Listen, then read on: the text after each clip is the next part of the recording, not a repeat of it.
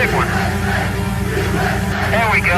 Let every nation know, whether it wishes us well or ill, that we shall pay any price, bear any burden, meet any hardship, support any friend, oppose any foe, to assure the survival and the success of liberty. Welcome back to Believe in Better with Brian. I am the former Republican mayor here in Somerset, New Jersey, Brian Levine. I'm also the former county commissioner and county commissioner director. I won these seats multiple times, even though it was out-registered party-wise, 2-1, one on the Republican ticket, and it's a very Democratic town. So I am your host here, Brian Levine, for Believe in Better with Brian. How did I come up with that name anyway? So we believe here there can be great things in our country, and that it can and will be better and better. And we're heading in the right direction here in the good old United States of America. I'm a certified public accountant, so I can expertly speak to you about economics, finance, taxes. I was the mayor, the commissioner director, so I can speak to you about politics too, from authority. And all of these things, the political offices, I did myself. There was no machine, certainly had common folk, so to speak, backing me and others. So we have a good show for you tonight, where we'll cover a variety of topics like we always do. In a moment, I'm going to get my mug of the meeting. Hold on, got to get it in front of me here.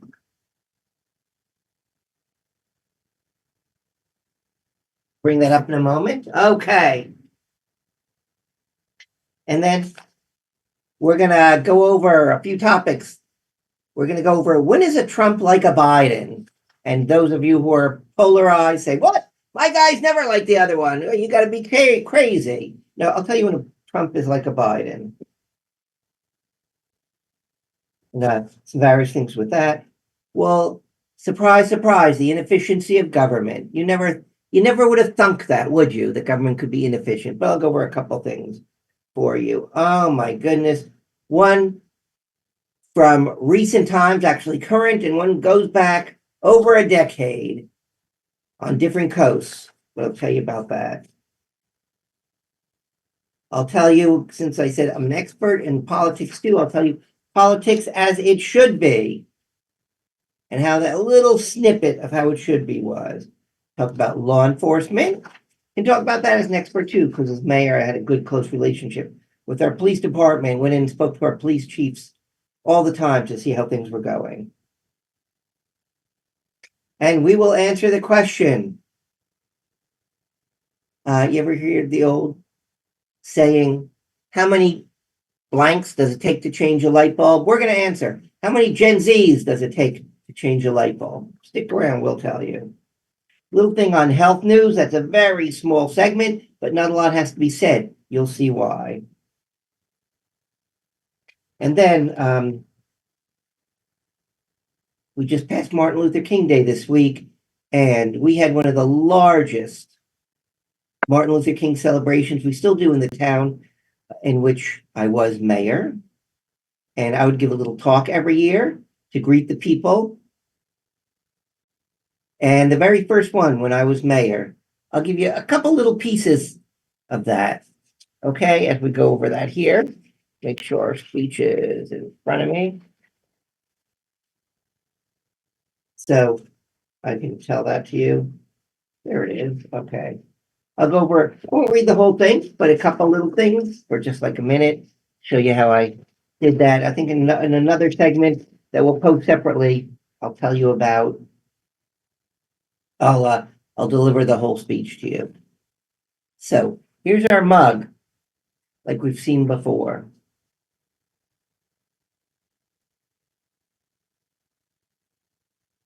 The Reverend Dr. Martin Luther King. Again, I'll give you snippets of the first speech I gave as mayor, one of the first ever, because I was mayor starting January 1st of 2004, and then I gave this talk a couple weeks later. So my first good speeches, I wrote it myself, No help. And I'm hoping we can get back to Dr. King's legacy. Judge people by the content of their character, not the color of their skin. Too bad we're judging people by the color of their skin, their sexual orientation, their nationality, et cetera, et cetera. And especially those who are supposed to be liberal seem to lean on this a bit much. They have their own reasons. So, Dr. King, good water out of your mug. So, thanks for that. And we'll get to his talk a little bit later on. So, our first point, when is a Trump like a Biden? When they give pardons. Oh my goodness, there have been so many given. You'd think we have had an epidemic of rude people. Pardon me, pardon you, pardon him, pardon her. Oh my goodness. First we get from President Trump. Oh, I'm not very good at this, but a pardon is a beautiful thing. It's the most beautiful thing when it's given to beautiful people. And more than anyone in history, I have been persecuted. So I had to give pardons. And then there's President Biden. Let me try this again.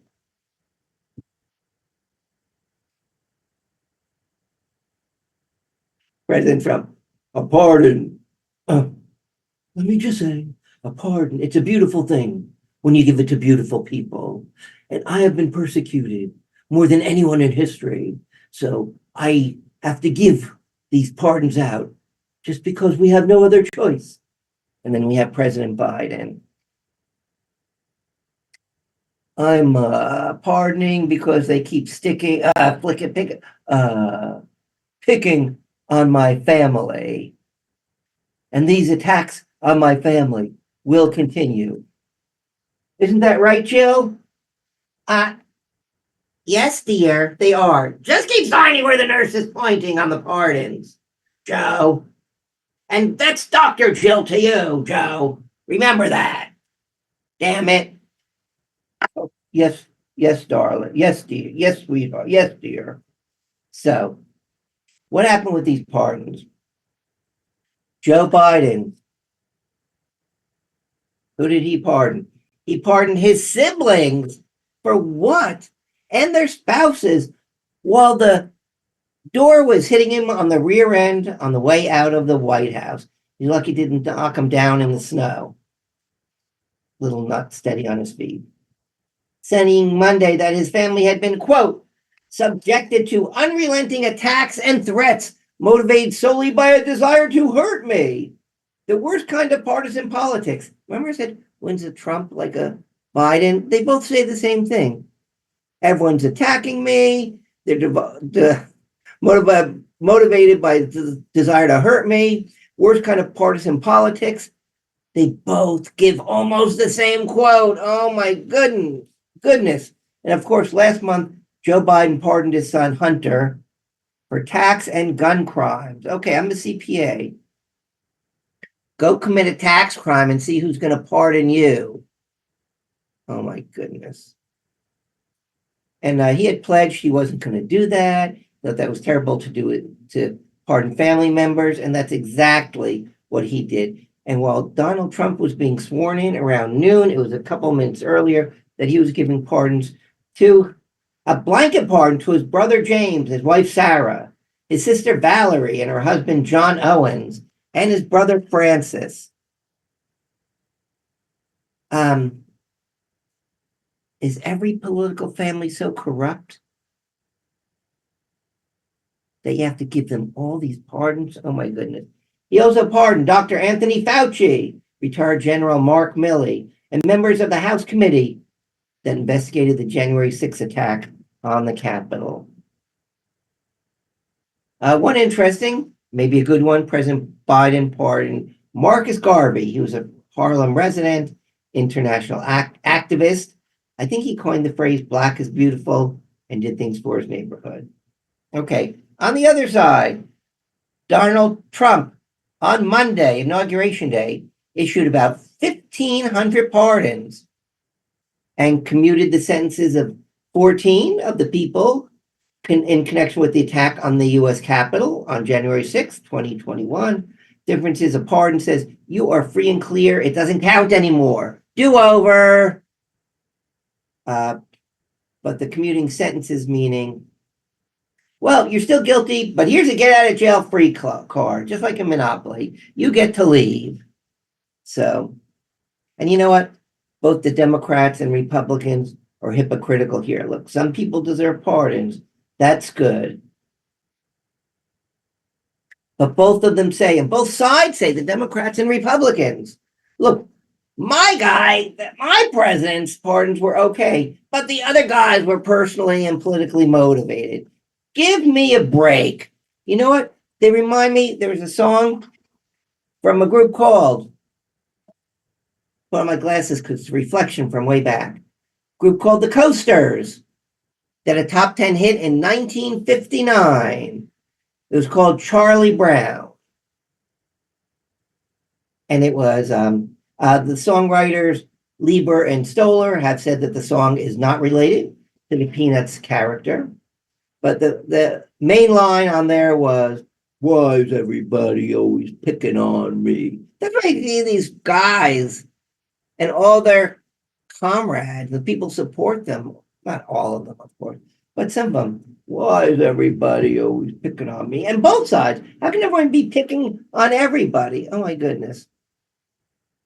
So anyone who had anything to do with January 6th got a pardon. The people who broke in, the investigators, most of them all have been pardoned. You know what? This is ridiculous. And when Joe Biden gave his pardons, especially to his family, he says, they didn't necessarily do anything wrong, but I'm doing it for my family and because they could be prosecuted. Bullshit. I'll tell you why.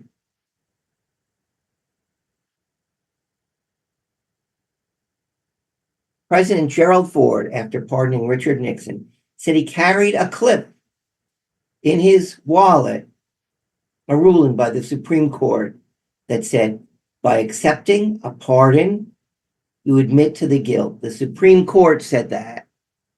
And Gerald Ford, when he was asked, well, why wouldn't you see what happened with Nixon? He basically said, by him accepting, Richard Nixon accepting the pardon was a plea of guilty. So all of these pardons, everyone's accepting. It is that they are saying they are guilty, according to the Supreme Court. So don't give me this bullshit on other things. Here's how pardon should work. This is ridiculous. These people issue pardons that say, if you have ever done anything wrong in your entire life, I pardon you for it. It should be, this might take a change of the Constitution, very specific. For breaking in, you are pardoned. For having a gun crime, you are pardoned. Because you did this, you're pardoned. Not, oh, if you did anything wrong in your entire life since you were born, you are off the hook. And of course, the president can only pardon for federal crimes. Most governors can do it for state crimes. But again, it's all this blanket stuff. It's way too much. And you know what the crap part is? You got to be politically connected. Your poor schnook in the middle of some rural area or suburban or urban area who's caught up in things or committed his crime, he or she doesn't have that kind of recourse and resources. That's the unfair part. Why does the little guy always suffer? That's the pitiful part. Okay, let's talk about something which you never thought existed. Inefficiency in government. Okay, so first, the one we all know, the California wildfires. Los Angeles has about a $13 billion budget. The fire department dropped their budget. Not only did they not have an increase, they dropped it $17.6 million this past year. The mayor wanted $23 million. but they only cut it 17.6. A drop of a few percent. So on these,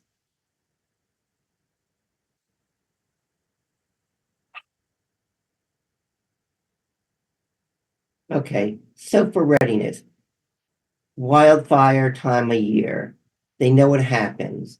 Didn't they sit down and say, which when I was mayor, we used to do this, what if this happened? What are we going to do?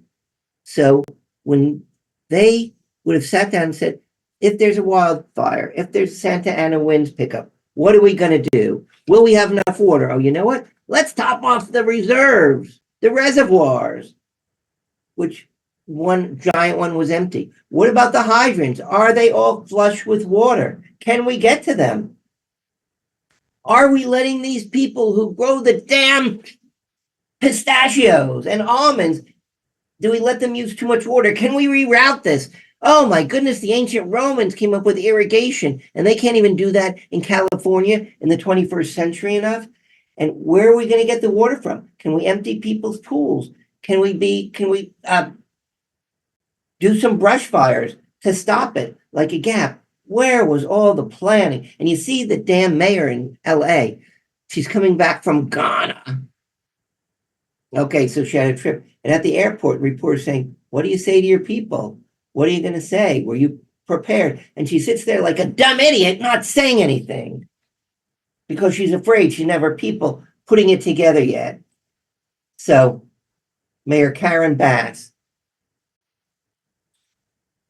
she was put in there because they thought it was her turn, but obviously incompetent. And the people around her, I guess, are incompetent because they didn't sit down and say, Mayor, we've got to do this planning. No, the buck stops there at the mayor, but how could you not plan it? When I was mayor, public safety was number one. The police budget was up. The firefighters had more emergency squads, first aid. They had their due. They were given money. There were times to see how things go. Everything worked like beautiful clockwork. And I respected them, and I gave them what they needed, and I attended their events. So that's one inefficiency. The other, that's recently and ongoing, the California wildfire. Let's go back a decade, actually a dozen years. Superstorm Sandy, big part of New Jersey from 2012. 20 friggin' 12! Oh my goodness. So in the beginning, my shade so that shields me from the water of Superstorm Sandy. The residents got relief money. Great. Ever since, the federal government's trying to get it back. But they say it wasn't given out properly. Over a dozen years. Why are they talk about persecuting people? A dozen years they've been asking some of these people for money back. A dozen years. Can you imagine? They're trying to claw back this relief effort. And you know what? It's finally ceased after 12 friggin' years. We hope it stopped anyway. So for low and moderate income and people facing foreclosures, they're trying to grab the money back. Looks like it stopped. But don't the idiots realize the damage they did? Some people have already lost their homes. Some people have had to put their plans on hold. Oh my goodness. Just if there was an error, just solve the damn thing right away. If people have to appeal, give them a speedy hearing. Oh my goodness. There's no feelings for people. That's the hard part for me. They don't feel for people. Watch my sign off and you'll see. But I'll tell you who they did help. They helped the people who led to the foreclosures, who caused it. In 2008, the housing crisis, hundreds of millions of dollars given to these damn people who did things, who did procedures, who did policies which hurt your average people. And you know what? None of them were prosecuted. They're giving gigantic golden parachutes, millions of dollars to get out of Bear Stearns and all those places. And nothing happened. And the poor people whose homes were lost and they were damaged in the storm and couldn't afford to do something for themselves and didn't have the political connection. They suffered, but the fat cats didn't. I look forward to the day when this changes. When I was mayor, it changed. Everyone was on equal footing. I saved the poor neighborhood. Sometimes I'll tell you that. And when you help me get to a higher office, we'll do that also. So now go to politics as it should be. Specifically, some civility in this day and age. You try it again. In this day and age of polarization and ultra non-partisanship, where they say, oh, the other side is evil. At the two recent events, the unfortunate funeral of President Jimmy Carter, our 39th president, and at the inauguration of our 47th president, Donald Trump. George W. Bush, former president, and Barack Obama, former president. They had a friendly interaction at both of them.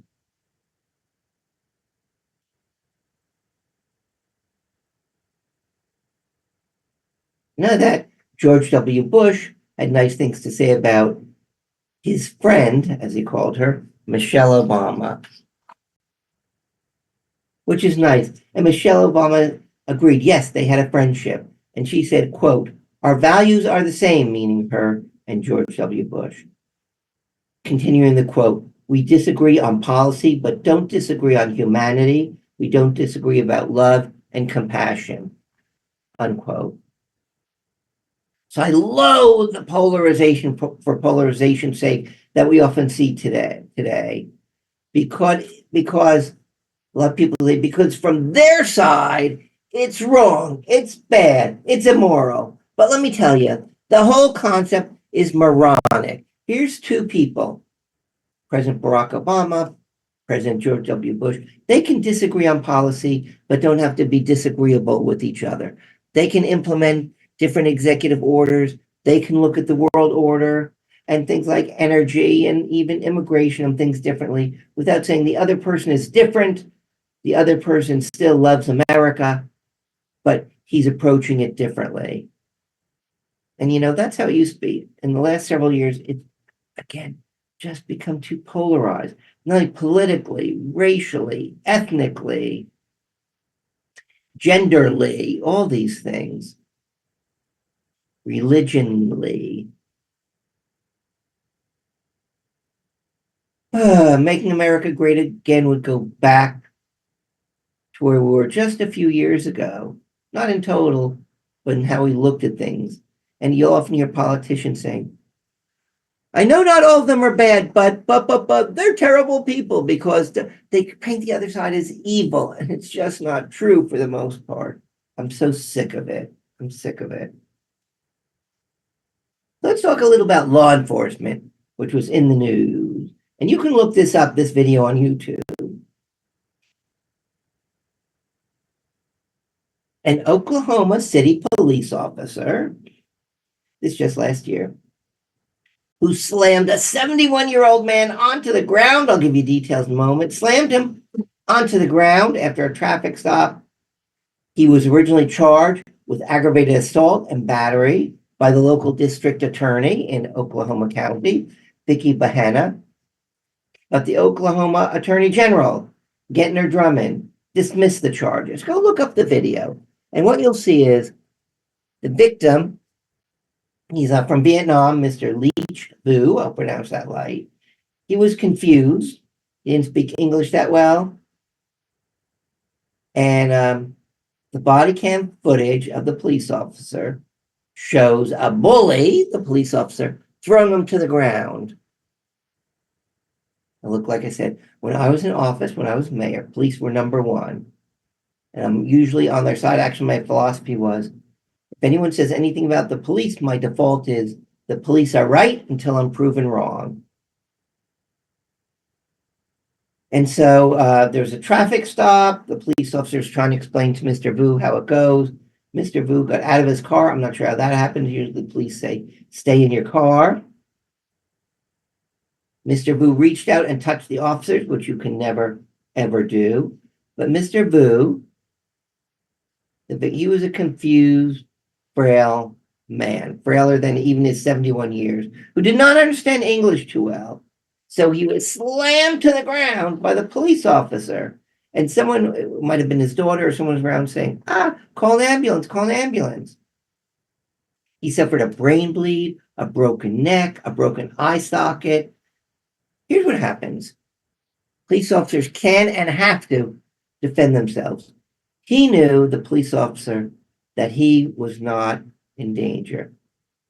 This is a 70-year-old frail man reached over, touched him, which I acknowledge you shouldn't do. But he didn't think he was in danger. He didn't think the guy was fighting him. He didn't think he was going to be assaulted. He was just trying to explain, here's a ticket, you have to sign it, and explain it in court. I guess he was trying to say the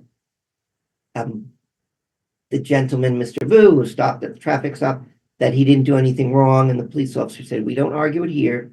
Do that in court. You just have to take the ticket.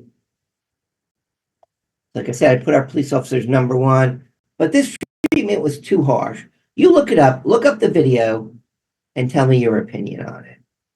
Okay, I would like to hear. So here's a joke I told you about earlier. How many Gen Zs, let's try this. Here's a joke I foreshadowed you earlier. How many Gen Zs does it take to change a light bulb? The answer, 0, because they don't know how.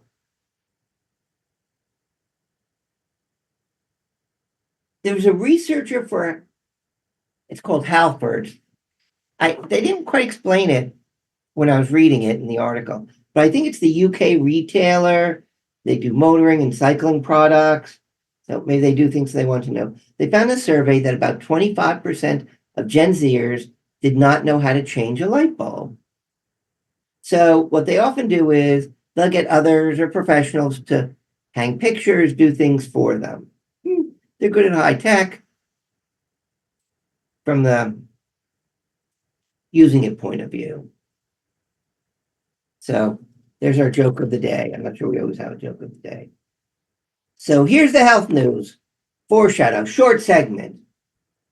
Red dye number 3 was banned. It's already been banned, I think, in Japan, Europe, some states have done it. Red dye number 3, like, where does that even come from? Hold on, let me do this a little better. Where does it even come from? What's it made of? It's made of petroleum. Petroleum? To me, that's enough said. You make something that's going to go in your food from petroleum? Enough said. Maybe what we should do as a corollary is say, oh, and while we're at it, home heating oil is banned from food also. Petroleum? Oh my goodness. And it was controversial for so long. Again, short segment. Enough said. Enough said. I'm going to give you part of my Martin Luther King speech, the first one I ever did, a couple of years I was in office.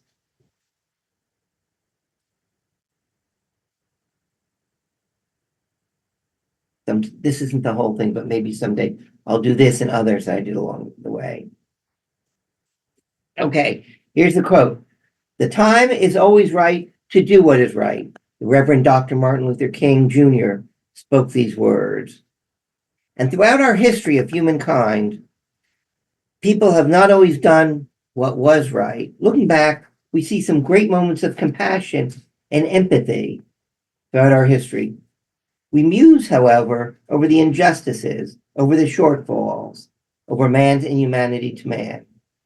Up to a few centuries ago, a conquering army enslaved those they captured. And I ask, where was the compassion? Why can they then live with themselves? What were they thinking? Even after the Emancipation Proclamation and constitutional amendments outlawing slavery, our fellow Americans suffered under the oppression of Jim Crow laws. And I asked, what were they thinking? Civil rights then tried to right some of these wrongs. In the 1960s, we have hotel ballrooms and auditoriums packed to hear the beautiful crooning voice of Nat King Cole, an African-American man of exceptional talent and ability. His angelic voice filled the room. The people cried for more, and they gave him thunderous standing ovation. And the audience members then went up to their hotel rooms. But Nat King Cole didn't. He went to another hotel across town because there's a sign in the lobby that said, and I quote, "No coloreds allowed." So they told people of color they're good enough to entertain others, but not good enough to sleep on the sheets in the hotel where they had just performed. What were they thinking? In modern times, just a few years ago, Bob Jones University were told that different races were not allowed to date each other. And I ask, what were they thinking? The time is always right to do what is right. So individually, we may not be able to do right or to right the injustice as Dr. King did, but we can plant a seed by telling a family member, by telling a friend, by telling a neighbor. From that little seed of an idea, a mighty oak of justice will grow. And I say to all of you, plant that seed today for yourself, for your children, for our fellow human beings, for future generations. So when your grandchildren ask you, Grandma, Grandpa, what did you do? You can answer, I was a teacher, I was a doctor, I was a lawyer, I was a plumber, I was a truck driver, I was a technician, I was a mommy or daddy. You can also say, I saw an injustice and planted a seed of righteousness. And you see this good in the world, I helped initiate and foster it.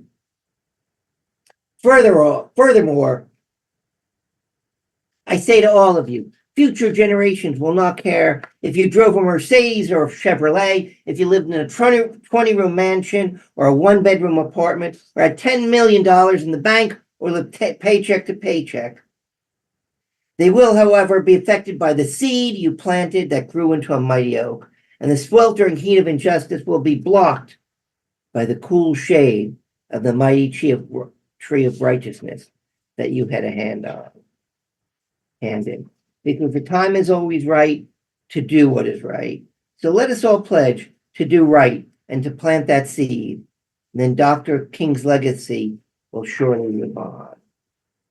So thank you. And always remember, the philosophy is integrity, the feeling is empathy. Let me tell you once more. The philosophy is integrity, the feeling is empathy. Be well, and we'll see you here again.